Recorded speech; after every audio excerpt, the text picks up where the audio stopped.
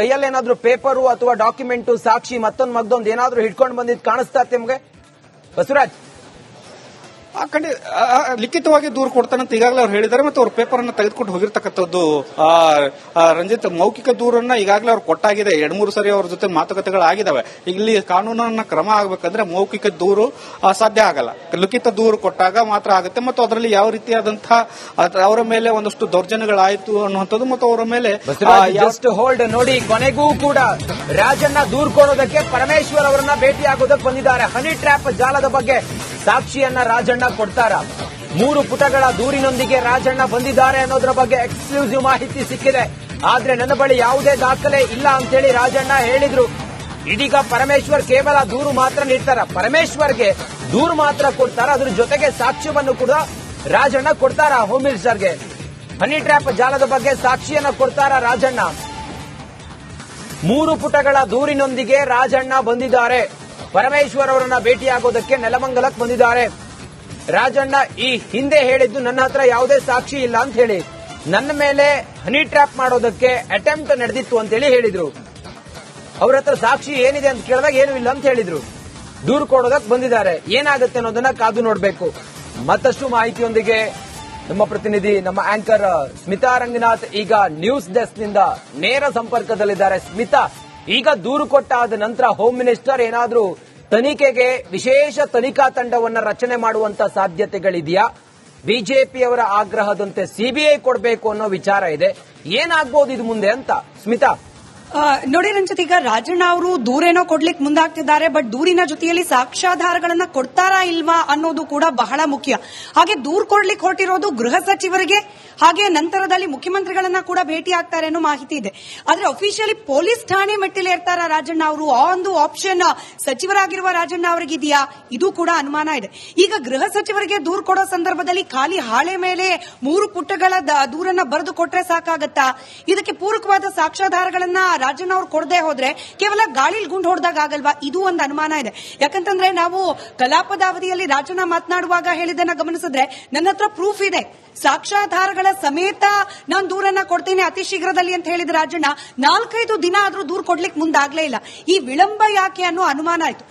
ಇವತ್ತು ರಾಜಣ್ಣ ಅವರು ಮಾಧ್ಯಮದ ಜೊತೆ ಮಾತನಾಡುವಾಗ ನಾವು ಗಮನಿಸಿದ್ರೆ, ನನ್ನ ಹತ್ರ ದಾಖಲೆ ಏನಿಲ್ಲ, ಬೆಂಗಳೂರು ಮನೆ ಹತ್ರ ಬಂದಿದ್ರು 2 ಸತಿ ಮೀಟ್ ಆಗ್ಲಿಕ್ಕೆ, ಅಲ್ಲಿ ಸಿಸಿಟಿವಿ ಇಲ್ಲ, ಅದನ್ನ ಹೊರತುಪಡಿಸಿದ್ರೆ ಯಾರು ಬಂದಿದ್ರು ಅನ್ನೋದಕ್ಕೆ ಯಾರಾದ್ರೂ ಫೋಟೋ ತೋರಿಸಿದ್ರೆ ನಾನು ಅವರನ್ನು ರೆಕಗ್ನೈಸ್ ಮಾಡ್ತೀನಿ, ಹೊರತುಪಡಿಸಿದ್ರೆ ನನ್ನ ಹತ್ರ ಅವರಿಗೆ ಸಂಬಂಧಪಟ್ಟ ಸಾಕ್ಷ್ಯಗಳಿಲ್ಲ ಅನ್ನೋ ರೀತಿಯಲ್ಲಿ ಮಾತನಾಡಿದ್ರು. ಹಾಗಾದ್ರೆ ದಾಖಲೆಗಳಿಲ್ಲ, ಸಾಕ್ಷ್ಯಾಧಾರಗಳಿಲ್ಲದೆ ರಾಜಣ್ಣ ಅವರು ಕೊಡುವ ಕೇವಲ ರಿಟನ್ ಕಂಪ್ಲೇಂಟ್ ಅನ್ನ ಎಷ್ಟು ಸೀರಿಯಸ್ ಆಗಿ ತೆಗೆದುಕೊಳ್ಳಿಕ್ಕಾಗತ್ತೆ? ಇನ್ ಬಿಟ್ವೀನ್ ಈ ದಾಖಲೆಗಳು ಇದೆ ಅಂತ ರಾಜಣ್ಣ ಅವರು ಇಲ್ಲ ಅಂತ ಹೇಳುವ ನಡುವೆ ಏನಾದ್ರೂ ಕಾಂಗ್ರೆಸ್ನ ಹೈಕಮಾಂಡ್ ಇಲ್ಲೇನಾದ್ರೂ ಕಾರ್ಯನಿರ್ವಹಿಸಿದ್ಯಾ? ಹೈಕಮಾಂಡ್ ನಿಂದ ಏನಾದ್ರೂ ಒತ್ತಡ ಬಂದಿದ್ಯಾ ರಾಜಣ್ಣ ಅವ್ರ ಮೇಲೆ? ಈ ರೀತಿಯ ಅನುಮಾನಗಳಂತ ಇದ್ದೇ ಇದೆ. 2 ಆಯಾಮ ಪ್ರಮುಖವಾಗಿ ರಂಜಿತ್, ಒಂದು ಪೊಲಿಟಿಕಲ್, ಮತ್ತೊಂದು ಕಡೆಯಲ್ಲಿ ಇದು ಲೀಗಲಿ ಕಂಪ್ಲೇಂಟ್ ಲಾಡ್ಜ್ ಆದ್ರೆ ಏನಾಗುತ್ತೆ ಅನ್ನೋ ಅನುಮಾನ, ಜೊತೆಗೆ ರಾಜಕೀಯ ಪರಿಣಾಮಗಳು ದೂರು ಕೊಟ್ಟ ನಂತರದಲ್ಲಿ ಏನಾಗುತ್ತೆ ಅನ್ನೋ ಕುತೂಹಲ ಅಂತೂ ಇದ್ದೇ ಇದೆ. ಸ್ಮಿತಾ, ಮತ್ತೊಂದು ಕಡೆಯಲ್ಲಿ ಈಗ ದೂರು ಕೊಡ್ಲಿಲ್ಲ ಮೀನಾಮೇಷ ಎಣಿಸ್ತಾ ಇದ್ರು ಅನ್ನೋ ಎಲ್ಲ ಚರ್ಚೆಗಳಿತ್ತು, ಆರೋಪ ಮಾಡಿದ್ರು, ಆದ್ರೆ ದೂರು ಕೊಡ್ಲಿಲ್ಲ ಅನ್ನೋದು. ಆ ಕಾರಣಕ್ಕೋಸ್ಕರ ಒತ್ತಡಕ್ಕಾಗಿ ಅವರು ದೂರು ಕೊಡೋದಕ್ಕೆ ಬಂದ್ರ, ಅಥವಾ ಈಗ ಏನು ಸಾಕ್ಷಿ ಇಲ್ಲ ಅಂತ ಹೇಳ್ತಾ ಇದ್ದಾರೆ, ಸುಖ ಸುಮ್ಮನೆ ದೂರು ಕೊಟ್ಟದ್ ಏನು ಪ್ರಯೋಜನ ಆಗತ್ತೆ? ಹಾಗಾದ್ರೆ ಒಂದು ತಾರ್ಕಿಕ ಅಂತ್ಯ ಕಾಣೋಕ್ ಸಾಧ್ಯ ಇದೆಯಾ ಈ ದೂರಿನಿಂದ, ಅಥವಾ ಮತ್ತೊಂದು ಅಂತ? ಈಗ Ranjit, on the floor Rajanna ಅವರು ಕೈಯಲ್ಲಿ ಏನಾದ್ರೂ ಪೇಪರು ಅಥವಾ ಡಾಕ್ಯುಮೆಂಟು ಸಾಕ್ಷಿ ಮತ್ತೊಂದು ಏನಾದ್ರೂ ಹಿಡ್ಕೊಂಡು ಬಂದಿದ್ದು ಕಾಣಿಸ್ತಾ ನಿಮ್ಗೆ ಬಸವರಾಜ್? ಲಿಖಿತವಾಗಿ ದೂರು ಕೊಡ್ತಾನಂತ ಈಗಾಗಲೇ ಅವ್ರು ಹೇಳಿದ್ದಾರೆ. ಮತ್ತು ಅವ್ರ ಪೇಪರ್ ಅನ್ನ ತೆಗೆದುಕೊಂಡು ಹೋಗಿರ್ತಕ್ಕಂಥದ್ದು ರಂಜಿತ್, ಮೌಖಿಕ ದೂರನ್ನ ಈಗಾಗಲೇ ಅವ್ರು ಕೊಟ್ಟಾಗಿದೆ. 2-3 ಸರಿ ಅವ್ರ ಜೊತೆ ಮಾತುಕತೆಗಳಾಗಿದ್ದಾವೆ. ಇಲ್ಲಿ ಕಾನೂನನ್ನ ಕ್ರಮ ಆಗಬೇಕಂದ್ರೆ ಮೌಖಿಕ ದೂರು ಸಾಧ್ಯ ಆಗಲ್ಲ. ಲಿಖಿತ ದೂರು ಕೊಟ್ಟಾಗ ಮಾತ್ರ ಆಗುತ್ತೆ. ಮತ್ತು ಅದರಲ್ಲಿ ಯಾವ ರೀತಿಯಾದಂತಹ ಅವರ ಮೇಲೆ ಒಂದಷ್ಟು ದೌರ್ಜನ್ಯಗಳಾಯಿತು ಅನ್ನುವಂಥದ್ದು ಮತ್ತು ಅವರ ಮೇಲೆ ಜಸ್ಟ್ ಹೋಲ್ಡ್ ನೋಡಿ. ಕೊನೆಗೂ ಕೂಡ ರಾಜಣ್ಣ ದೂರು ಕೊಡೋದಕ್ಕೆ ಪರಮೇಶ್ವರ್ ಅವರನ್ನ ಭೇಟಿಯಾಗೋದಕ್ಕೆ ಬಂದಿದ್ದಾರೆ. ಹನಿ ಟ್ರ್ಯಾಪ್ ಜಾಲದ ಬಗ್ಗೆ ಸಾಕ್ಷಿಯನ್ನ ರಾಜಣ್ಣ ಕೊಡ್ತಾರ? 3 ಪುಟಗಳ ದೂರಿನೊಂದಿಗೆ ರಾಜಣ್ಣ ಬಂದಿದ್ದಾರೆ ಅನ್ನೋದ್ರ ಬಗ್ಗೆ ಎಕ್ಸ್ಕ್ಲೂಸಿವ್ ಮಾಹಿತಿ ಸಿಕ್ಕಿದೆ. ಆದ್ರೆ ನನ್ನ ಬಳಿ ಯಾವುದೇ ದಾಖಲೆ ಇಲ್ಲ ಅಂತೇಳಿ ರಾಜಣ್ಣ ಹೇಳಿದ್ರು. ಇದೀಗ ಪರಮೇಶ್ವರ್ ಕೇವಲ ದೂರು ಮಾತ್ರ ನೀಡ್ತಾರ, ಪರಮೇಶ್ವರ್ಗೆ ದೂರು ಮಾತ್ರ ಕೊಡ್ತಾರ, ಅದ್ರ ಜೊತೆಗೆ ಸಾಕ್ಷ್ಯವನ್ನು ಕೂಡ ರಾಜಣ್ಣ ಕೊಡ್ತಾರ ಹೋಮ್ ಮಿನಿಸ್ಟರ್ಗೆ. ಹನಿ ಟ್ರ್ಯಾಪ್ ಜಾಲದ ಬಗ್ಗೆ ಸಾಕ್ಷಿಯನ್ನ ಕೊಡ್ತಾರ ರಾಜಣ್ಣ. 3 ಪುಟಗಳ ದೂರಿನೊಂದಿಗೆ ರಾಜಣ್ಣ ಬಂದಿದ್ದಾರೆ. ಪರಮೇಶ್ವರ್ ಅವರನ್ನ ಭೇಟಿಯಾಗೋದಕ್ಕೆ ನೆಲಮಂಗಲಕ್ಕೆ ಬಂದಿದ್ದಾರೆ. ರಾಜಣ್ಣ ಈ ಹಿಂದೆ ಹೇಳಿದ್ದು ನನ್ನ ಹತ್ರ ಯಾವುದೇ ಸಾಕ್ಷಿ ಇಲ್ಲ ಅಂತ ಹೇಳಿ ನನ್ನ ಮೇಲೆ ಹನಿ ಟ್ರ್ಯಾಪ್ ಮಾಡೋದಕ್ಕೆ ಅಟೆಂಪ್ಟ್ ನಡೆದಿತ್ತು ಅಂತೇಳಿ ಹೇಳಿದ್ರು. ಅವ್ರ ಹತ್ರ ಸಾಕ್ಷಿ ಏನಿದೆ ಅಂತ ಕೇಳಿದಾಗ ಏನೂ ಇಲ್ಲ ಅಂತ ಹೇಳಿದ್ರು. ದೂರು ಕೊಡೋದಕ್ಕೆ ಬಂದಿದ್ದಾರೆ. ಏನಾಗುತ್ತೆ ಅನ್ನೋದನ್ನ ಕಾದು ನೋಡಬೇಕು. ಮತ್ತಷ್ಟು ಮಾಹಿತಿಯೊಂದಿಗೆ ನಮ್ಮ ಪ್ರತಿನಿಧಿ, ನಮ್ಮ ಆಂಕರ್ ಸ್ಮಿತಾ ರಂಗನಾಥ್ ಈಗ ನ್ಯೂಸ್ ಡೆಸ್ಕ್ ನಿಂದ ನೇರ ಸಂಪರ್ಕದಲ್ಲಿದ್ದಾರೆ. ಸ್ಮಿತಾ, ಈಗ ದೂರು ಕೊಟ್ಟಾದ ನಂತರ ಹೋಮ್ ಮಿನಿಸ್ಟರ್ ಏನಾದ್ರೂ ತನಿಖೆಗೆ ವಿಶೇಷ ತನಿಖಾ ತಂಡವನ್ನ ರಚನೆ ಮಾಡುವಂತ ಸಾಧ್ಯತೆಗಳಿದೆಯಾ? ಬಿಜೆಪಿಯವರ ಆಗ್ರಹದಂತೆ ಸಿಬಿಐ ಕೊಡಬೇಕು ಅನ್ನೋ ವಿಚಾರ ಇದೆ. ಏನಾಗ್ಬೋದು ಇದು ಮುಂದೆ ಅಂತ ಸ್ಮಿತಾ?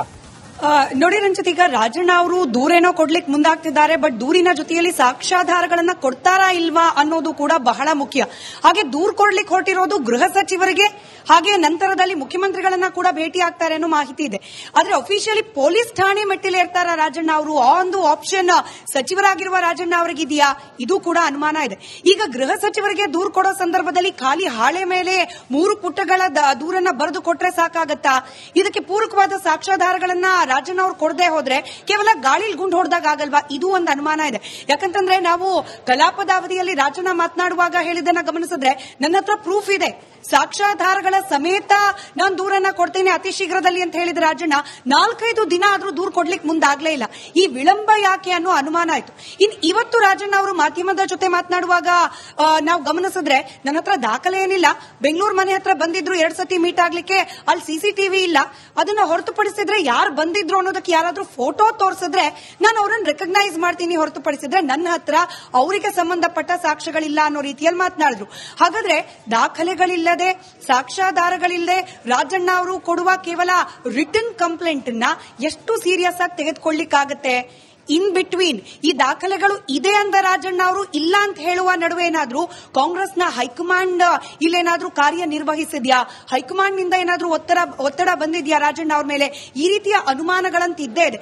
2 ಆಯಾಮ ಪ್ರಮುಖವಾಗಿ ರಂಜಿತ್, ಒಂದು ಪೊಲಿಟಿಕಲ್, ಮತ್ತೊಂದು ಕಡೆಯಲ್ಲಿ ಇದು ಲೀಗಲಿ ಕಂಪ್ಲೇಂಟ್ ಲಾಡ್ಜ್ ಆದ್ರೆ ಏನಾಗುತ್ತೆ ಅನ್ನೋ ಅನುಮಾನ, ಜೊತೆಗೆ ರಾಜಕೀಯ ಪರಿಣಾಮಗಳು ದೂರು ಕೊಟ್ಟ ನಂತರದಲ್ಲಿ ಏನಾಗುತ್ತೆ ಅನ್ನೋ ಕುತೂಹಲ ಅಂತೂ ಇದ್ದೇ ಇದೆ.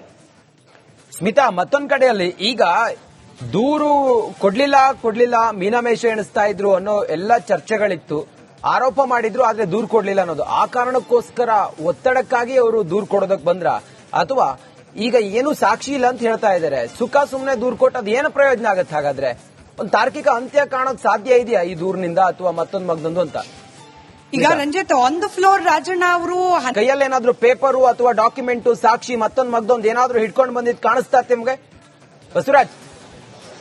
ಆ ಕಡೆ ಲಿಖಿತವಾಗಿ ದೂರು ಕೊಡ್ತಾನಂತ ಈಗಾಗಲೇ ಅವ್ರು ಹೇಳಿದ್ದಾರೆ. ಮತ್ತೆ ಅವ್ರ ಪೇಪರ್ ಅನ್ನ ತೆಗೆದುಕೊಂಡು ಹೋಗಿರ್ತಕ್ಕಂಥದ್ದು ರಂಜಿತ್, ಮೌಖಿಕ ದೂರನ್ನ ಈಗಾಗಲೇ ಅವ್ರು ಕೊಟ್ಟಾಗಿದೆ. 2-3 ಸರಿ ಅವ್ರ ಜೊತೆ ಮಾತುಕತೆಗಳಾಗಿದ್ದಾವೆ.